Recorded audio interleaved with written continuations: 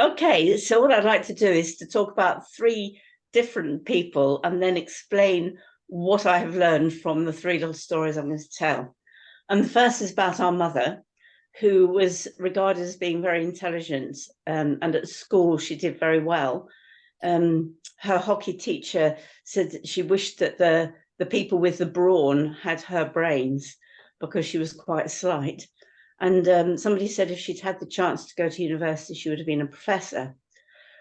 Well, eventually, when I was in my 20s, she did an open university course. And I remember when she came back from her first seminar, she told me about one of the activities they'd been asked to do. And it was to write 5 things about themselves in order 1, 2, 3, 4, 5 on a piece of paper. And they were told that they weren't going to have to show it to anybody, so they could write whatever they liked, but they had to write 5 things. So everybody dutifully did. And then the tutor said, okay, I would like you to put your hand up if within the first 3 things on your list, you wrote down how you spend most of your time. That is the work that you do, or, if you're a housewife, being a housewife. And everyone in the class had put that down as one of the key 5 things about themselves, which may not be a surprise, but I've found that interesting. Mm. So now I'd like to talk a little bit about myself and how when I became a teacher, is one of the few times that I've actually felt that this was something that God had encouraged me to do. And when life was a bit tricky as a teacher, I just did my best to be as good a teacher as I could be. And then, having passed my probationary year, halfway through my second year, I'd had a class which I enjoyed teaching, and we'd finished the lesson just slightly early, and I'd let them just chatter amongst themselves. And the deputy head had walked by, of which I was completely in ignorance. But it was then break, so I went into the staff room and had a cup of coffee.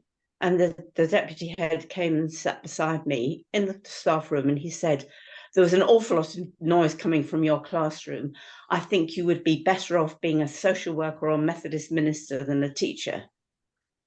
I'm going to come into all of your lessons for the rest of the day. And that just completely shattered the confidence that I've been building up over the last 18 months. And so I went into the ladies' loo and howled, and fortunately had a student who was able to take my next class. And it was obviously made aware to the deputy head that he hadn't acted very wisely. So he said, well, he would still come into one of my lessons, but he'd tell me when. And the very time when he came in, they decided to start drilling up through the ceiling below so that I couldn't make myself heard at all. I just had to set them work, and they just had to get on with it. Well, then I had the difficult decision as to whether I was going to stay in teaching or not. And I thought about it a lot because I felt that this was the way that God was calling me, and therefore I should make the best of it. But in the end, I decided that no, perhaps it was better to come out. And as some of you know, I ended up at the Methodist Guild guest house where I was a social secretary, which was a really fun job. And it involved being with the guests, taking them out on walks, giving them evening entertainments, and sitting with them at meals and chatting to them. And one of the questions that I was frequently asked was, but what did you do before you came to work here? And I found that a really difficult question to answer, because it felt as though, as the first person from our family to go to university, and the pride of our parents in the fact that I was now a teacher, and I'd kind of disappointed them and felt a bit of a failure myself. So to try and answer that question at that time, I found extremely difficult. So the third person I want to mention is somebody I hadn't heard of until I read a paper last weekend, but you may have done. Her name is Gillian Merron, and for 13 years, she was the MP for Lincoln. However, so that was from 97 until 2010, when she lost her seat and the Conservatives came in. And this is what she said: Having lost my seat as an MP, I had become unemployed, and with it came that loss of identity and purpose.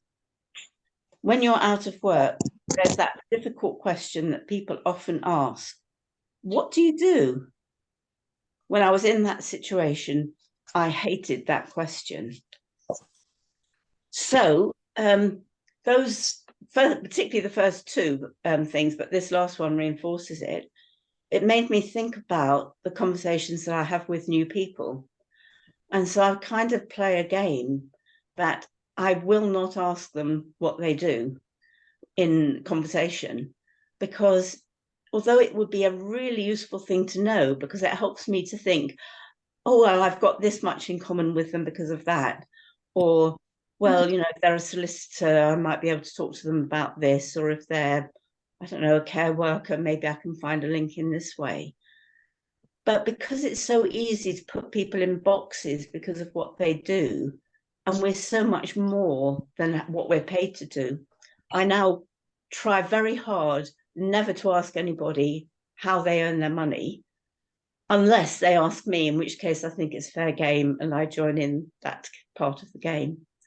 So I would give you what I think I have learned, that it really values people far more if we steer clear of talking about the perception of them as they are in their paid work. Well, if I wasn't holding my phone, I'd give you a round of applause, but I've only got one hand to clap with. So thank you. There's a chance now for let me just welcome Aisha, who has joined us. And I don't know what you think about that.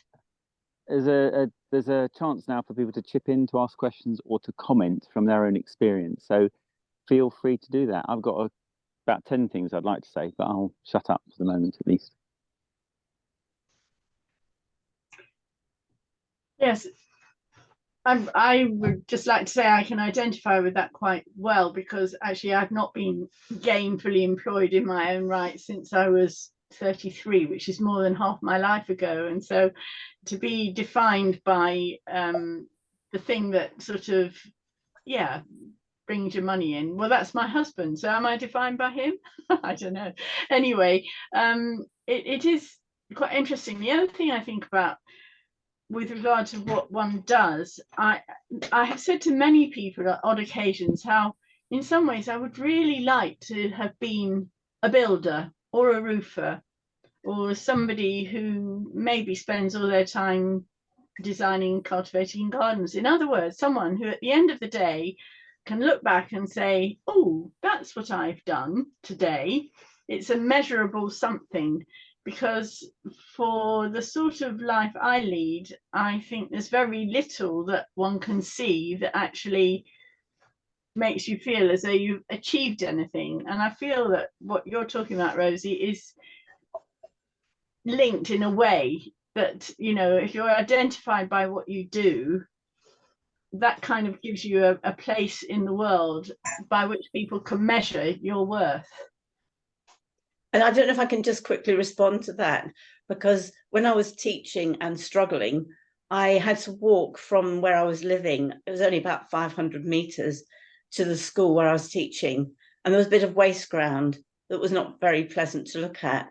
And one day I noticed there was a builder there, and he was building a wall, and he built it to frame off this rather mucky area. And every day as I walked by, I thought, oh, I wish I was a builder. Look at what he's achieved today. And then just a few months later, there was a very strong wind and it blew the whole thing flat. And so his work had gone in an instant. And then I thought, well, maybe, just maybe, the bricks that I've been laying are in people's minds. And maybe, just maybe, some of those bricks are standing stronger than the wall that blew down in the wind.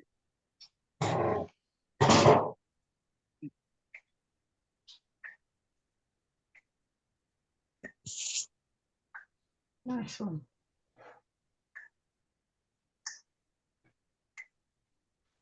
Stephen, you're muted. You're muted.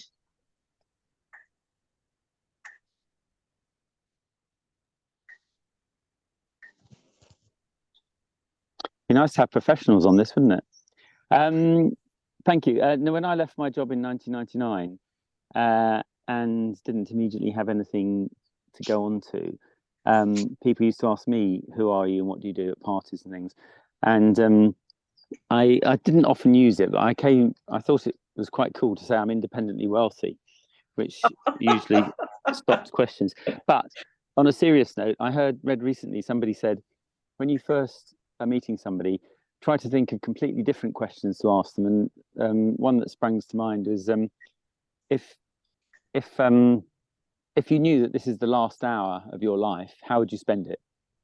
Or, I mean, that's a bit too heavy, really, but just completely thinking about different ways of engaging, people in discussion rather than focusing around what our preconceptions of them are. Mm.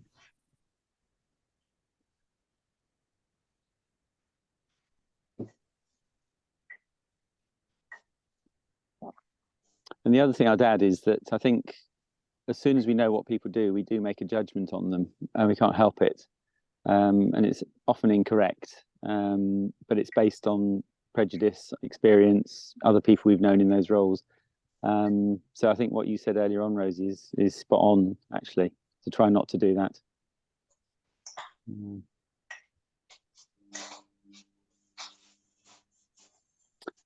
Any more? Oh, excuse me, somebody's at the door. I'm sorry. I thought that was the bell for time. Yes. Aisha, can you hear us? And are you happy? And do you have anything to add?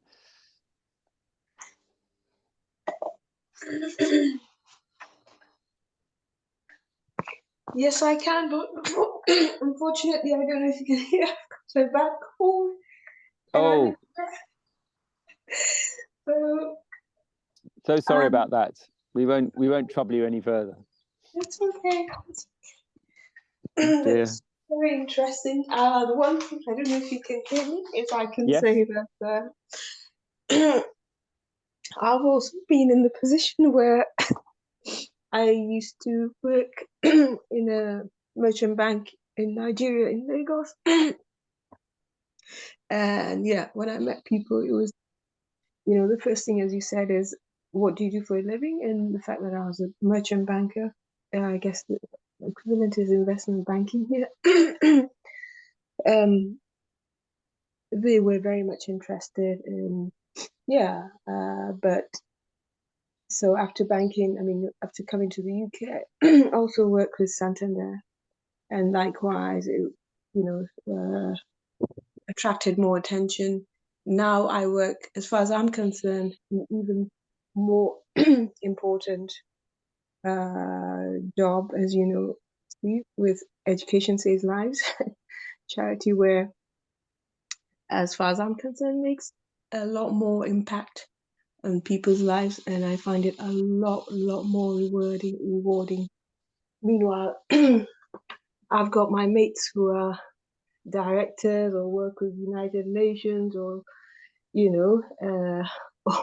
or high in government, and so when we meet, and I can say I hold my own because I am very, very of what I do, and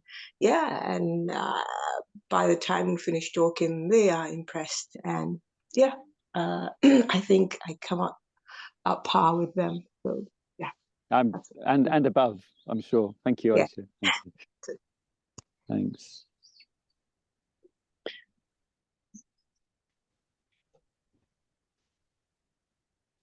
Sarah, Peter, Michelle, anything to chip in?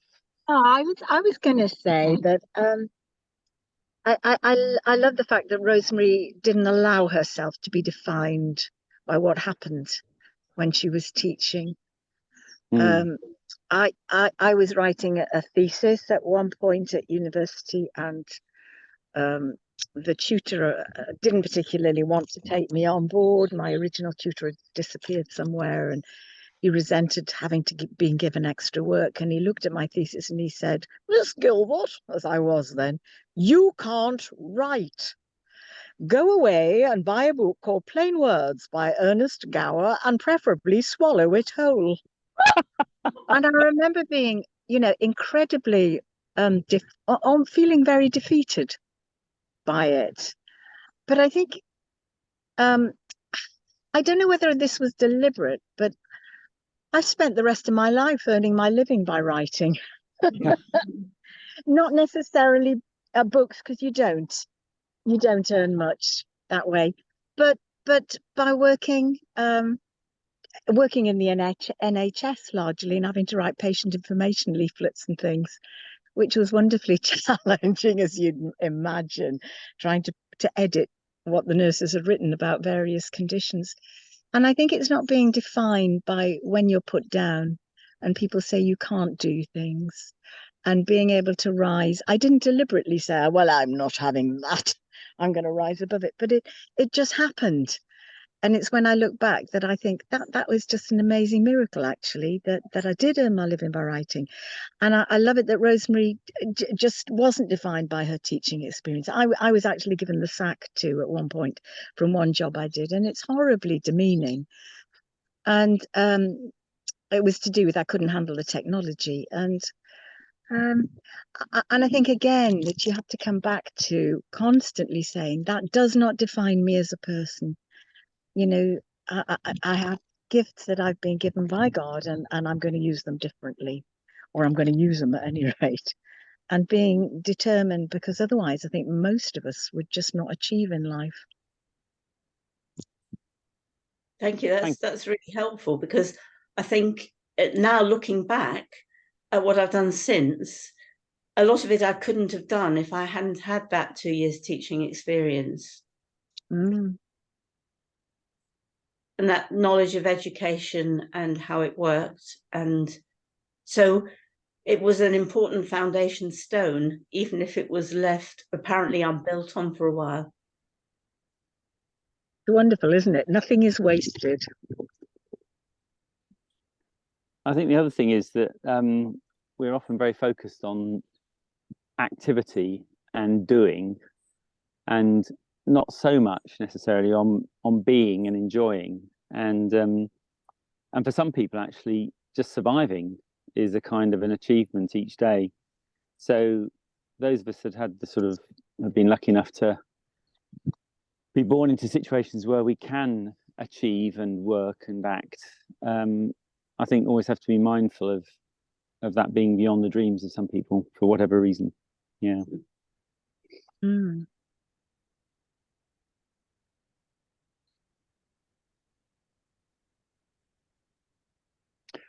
Good. Well, I think I would chalk that up to a roaring success as a something I've learned session. I've managed to actually record this one at long last, so I would hope to put it on my website. And if anybody who's taken part does not want that to happen, perhaps you could let me know. One final chance to chip in if there's something you're desperate to say. When you talk about not achieving at the end of the day in your work, when you work with people. Can hear you, Michelle. Sorry. It's all right. I think Peter's got something to add about for doing a job with people, so that at the end of the day you... Well, yeah, my only comment there is lots of jobs we do, you end up doing, you can count achievements. Like the builder. But yeah, like a builder, even if the wall falls down. However, there are many professions where you can't measure success, and it's never finished. So this is partly why I've quite enjoyed making things, is because you could make something and say, well, today I have actually done something. Whereas if you're working with people all the time, and I'm, in my case, in church ministry, when is it complete? What has been achieved? And you do get some things, like recently a situation occurred where there was a breakdown of relationship, and I was with those people trying to help some reconciliation, and it seems to have happened. So that feels like an achievement, but an awful lot of work doesn't have measurable end success. So therefore, I suppose there's an element of what you do some people couldn't answer that question because they can't measure what it is they're achieving.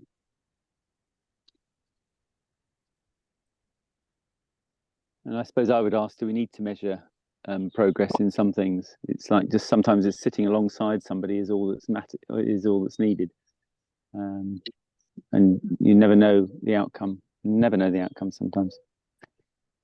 Thank you, Peter. Good. Well, thank you everybody for turning up, for chipping in, for being part of this session. On Sunday morning at 9 o'clock in the UK, we have a monthly Change Our Future 15-minute only session about climate change and how we can live more sustainably. And 9 o'clock, because I thought it was 8 o'clock UK time. Yeah, weekends I shift it to 9 actually. So that's just a concession from the authorities that run the knowledge exchange. But it's an idea once a month to think about sustainability. And then last Friday of November, what's coming up? Is it October? October, yeah. Last Friday of October, which I think is the 24th. We have Justine Demmer from South Africa talking about something she's learnt, which I know is going to be interesting. Thank you very much for turning up, everybody. Have a good day. And I'm going to end the meeting for all and see you next time. Bye for now.